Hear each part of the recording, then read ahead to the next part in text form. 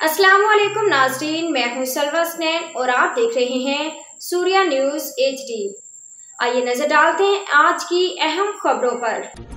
कोयटा से रिपोर्ट पीरजान ब्लोज। एडमिनिस्ट्रेटर कोयटा मोहम्मद हमजा शफाकत के अहकामात पर मेट्रोपॉलिटन कॉरपोरेशन कोयटा पुलिस और ट्रैफिक पुलिस के हमरा बल्दिया प्लाजा, बादाम गली समेत मलहका बाजार में थड़ा माफिया तजावजात के खिलाफ कार्रवाइयाँ की गई।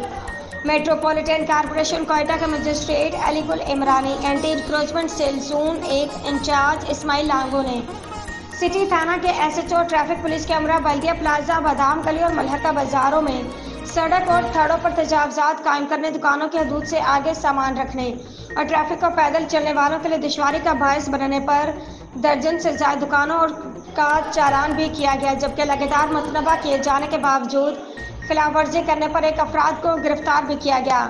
मेट्रोपॉलिटन कॉरपोरेशन कोयटा की जानिब से शहर से तजावजात के खात्मे के लिए तजावजात के खिलाफ कार्रवाइयाँ जारी रहेंगी। आज के लिए इतना ही। मजीद खबरों और अपडेट्स के लिए देखते रहिए सूर्या न्यूज़ HD।